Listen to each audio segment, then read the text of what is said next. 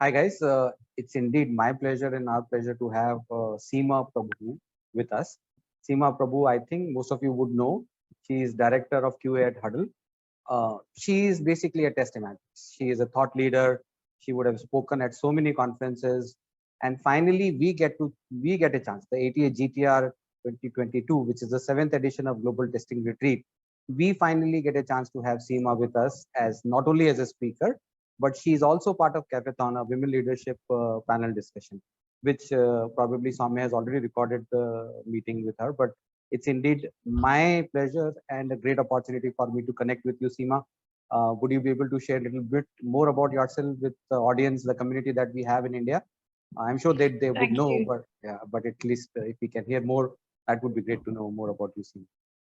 Thank you so much, Aditya. That was a very beautiful introduction. And yes, it is my pleasure, of course, to be part of ATGTR this year. I've not attended, I've seen recordings and I've heard so much about it. So this is my first time and look forward to adding some value here. About myself, I'm a tester. I've been testing for many years now, more than 18 years. And started off from testing and automation, then building teams, agile transformation projects. Previously head of QA at Muruki and now director of QA at Huddle. So that's been my journey, and I have keen interest. I go deep diving into little things that bring out the bigger problems, that surface the bigger problems. So that's what I like doing. Not just test the applications, but test the process themselves. And that's what brings me to my topic of branching strategies. Why do we need to look at it, and why it's important?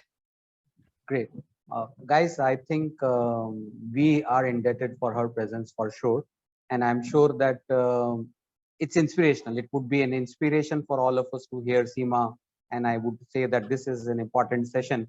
But since she already talked about a little bit, or just she highlighted the session on which branch should I test, it's one of those very important areas which probably get missed out. If you can just highlight a little bit without spilling all the beans, maybe it would be making a lot of sense to our audience as well, who would see Yeah. this audience. Yeah. Yeah, so the reason behind choosing this topic mainly was whenever I've joined a new project or whenever I've started on a new role, or maybe even while interviewing, one of the question is, where are we testing, which is commonly asked. And people say, yeah, we're testing in the test environment. Okay, how does the test environment work? How do you know what is there in that branch? Are we testing in the right branch? Oh, well, this is what the branch I've been given by devs. Do you think that's right? Yes, we need to trust, but do you know what is there in it that is allowing you to test it to the best of its abilities? That is the question.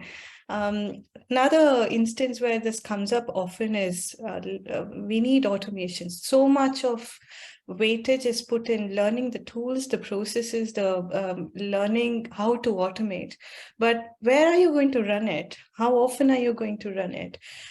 Does it actually add value, what you're doing? In which branch are you running? And in which branch, what test do you run? So these are questions, the more you ask, what I realized is very few people question this or even deep dive into only certain tests can run on certain branches. We cannot we cannot run the same test in every branch, whether it's depending upon where we are testing, whether it is in production, then you have observability, SRE, then what kind of automation test do they run? If it's a feature branch, what kind of test will you run? Because not everything is set up in feature branches. If your architecture is different, microservices, or if it's a legacy system, then how do you test it? So I found that very interesting. And I think there needs to be more awareness about how we are testing and what, and not just accept the process as it is, just because we need continuous delivery or continuous integration. Just because I'm given a test environment, that's it. That's where the topic comes from. Amazing. I'm I'm sure it would be one of those topics which is going to be an eye opener for a lot of us. It's something which Seema brings from her experience, and I'm sure that guys don't miss this. I would recommend that if anybody of you is attending ATA GTR, this would be one session which you should never miss. I don't want to ask her any more questions on this session. Just want to ask few more things if it's okay with you, Seema. Can we spend 5 more minutes? Few Yeah, more. I don't know, 5 or few. Let's see. of course, All right, go for good. it. So you mentioned about that you are able to deep dive and surface problems out. How do you do that? How do you basically what makes it happen for you? I know that is something that is a skill that every tester should have. It is Mm. something that everyone can imbibe. But is there something that you have inculcated that helps you do this? So when I well, like I said earlier, when something's just given to me, I don't accept it just as it is. So it's the same as testers. When we are given an application, this is a requirement, this is what's been developed, go test it. We don't accept it as it is, right? We test it further. We apply our understanding. We have our own biases. We have our heuristics. We apply our knowledge and then test it. Similarly, when you're working in a project, when you're working with people, uh, just because something worked in your previous project or previous role or previous organization doesn't mean you can just take it and apply it where you are, because your architecture will be different, the people working on it will be different, the way our releases work will be different. So I I don't have what I always do is question, why are you doing it like this? Why not like that? What's different about this? So when you deep dive and try and understand, that's when you start surfacing, okay, some people don't question the why, they just do it. And more often the answer is, oh, that's how we've been doing it. Yeah. Okay, fair enough. That's how you've been doing it. But why? Why are we sticking to it? Or what advantage does it bring? And when you start questioning these little things, that's when you unravel all the problems, sometimes the good things, the bad things, and the ugly things as well. Very nice. Guys, so here is one mantra which I think you should get from this. Questioning the obvious. So why is something that you should always keep. That is something. Thank you so much, Seema, for bringing it out. And one thing that I appreciate and that inspires us, all of us, is you are heading a QA department, right? How do you basically, what do you see as your challenges, and what motivates you, and how do you motivate your team? So this is a loaded question. There are few. That's a huge, that makes my whole job bring it together. Yeah. All right, let's go one step at a time. Setting up teams, yes, it's interesting because you're starting from scratch. You're first trying to understand what's your, where do you start? It's a white slate, you start from there, or a blackboard. You start from there, and you then start seeing what shape teams do you want, where do they fit in, how do they fit in to the big picture, how do they fit in into the engineering processes, into product, into then the business itself, what role can they play and what value can they bring. And when you look into that, that's when you start building the kind of teams.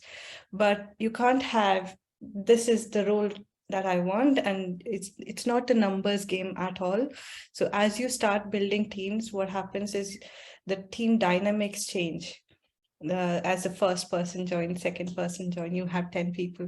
So as it grows, the team dynamic changes. The way the processes started off or how it was done previously, that needs to change. So it's the people mindset needs to change. The engineering processes needs to change. And the change is not just outward, even within the team. With 2 people in the team, 1 people in the team, the way you're doing things might be different. But as it grows to 5 or 10, you need to start looking back. Okay, why were we doing it like this? It was because we were only 2. Okay, now we are 10. So what can we do differently? So the process is constantly, you're reevaluating yourself and the whole process. With every new person joining, again, the way things work will be different. You learn something new from the new person joining. They will bring some value from their experience, or even they might ask for some changes in the process. So that's also an interesting aspect of it. So that is where I like. What are the problems, especially today? I think finding the right people is the problem. The right people and the right attitude towards work. Commonly, we've seen about I just want to do automation, and testing is not just about automation. It's much more than that. Or I just want to sit quietly and do my work. But you're a team member. You can't just sit. Even if you're an individual contributor, you can't just be on your own, because we're working towards the business goals. We're not working for my goal or your goal. Yeah. So those are the kind of things I see constantly surfacing. What was your last question, if you don't How do you mind? motivate them? How do I motivate them? You need to be yourself motivated to spread it across in the first place. If I am down and I don't like what I'm doing, then of course the team will catch on to it. So I think it has a ripple effect. One, you yourself have to be motivated, and it's about giving the team the space to grow. Let them bring in their value and see how you can bring their experience and their value or whatever they're learning into the team. It also comes with a bit of coaching and mentoring as well, because sometimes what I've seen is some of my team members, they didn't even know that they were capable of something, like they had leadership quality in them, or they were so good at presenting small things sometimes, but makes a big difference. Then you start identifying those little things and give them the path to, why don't you try this? You'll be really good at that. And when they start doing it, they'll start loving what they're doing. They'll feel a fresh new aspect, learn something about themselves. And I think that helps them be motivated. It's not just about, have you done 10 test cases? Have you executed 20 automation tests? Have you tested these bugs? It's not just about that. We're spending 8-10 hours at work. This is our life, and we have to make the best of it. And at the end of the day, we're humans, so we have to live like humans. Yes, we are working with technology, but we are humans, and we're doing this technology for humans. So that's where it is. Amazing. And one last question before we wind up. Obviously, we have heard you managing your team, doing these special things, bringing all this tech energy into your team. So how does Seema unwind herself in her free time? I know other than work, there should be something which excites you. So can you share that with us if it's okay? Okay. I read a lot. I love reading. So my pile of books to read is quite high. I'm constantly trying to get that. I do love going on treks. So nature is something I'm quite close to. I love going out on treks, on walks. That's something I do regularly as well. And I have my 2 children to spend my time with, who keep me on my toes all the time. And we love cooking together often. They're quite older, so we spend our time cooking together, spending time together as well. And traveling. Lately, so after the pandemic, there's a realization, don't want to be cooped up anymore, so we do some traveling as well. Have you been to Jodhpur, Rajasthan by any chance? That's one state I haven't been to. I've been to most places in India, a lot of places in India, but Rajasthan is one state I haven't yet. I've I'm touched here. Rajasthan. So I I've been have to, settled in Jodhpur. The reason I asked you is that if you want to ever think about traveling to this part okay, of the world, I would help yes, you out, and I would be. that's my next. Yeah, so it would be a pleasure to meet you in person, Seema, Perfect. and we will see how to help you out travel this side of the country and this part of the world. Excellent. That would be really awesome because Rajasthan is on the checklist and it's in the top because that's one place I really want to come. But I need time when we come to India. It can't be a rushed thing. So that's something I'm planning to. And Sure. yeah, I would love to meet up. Yeah, just let me know, and if there is something that I will love to help you manage it. Yeah. This part of your journey and travel. Okay. Great. All right. So, Sounds anyways, like a thank you plan. so much, guys. Look, this exuberance, this energy, this inspiration, we should not miss. And I'm sure the session that Seema would bring in is something we should all be able to get maximum out of it.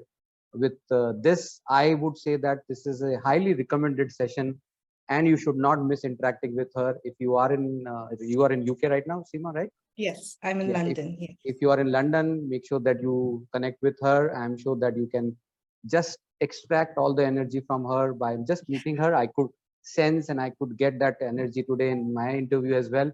Thank you so much for your time, Seema. It was amazing to connect with you, and we look forward for Thank your you, session. Aditya. Thank you so much. It's been a pleasure. Thank you so much.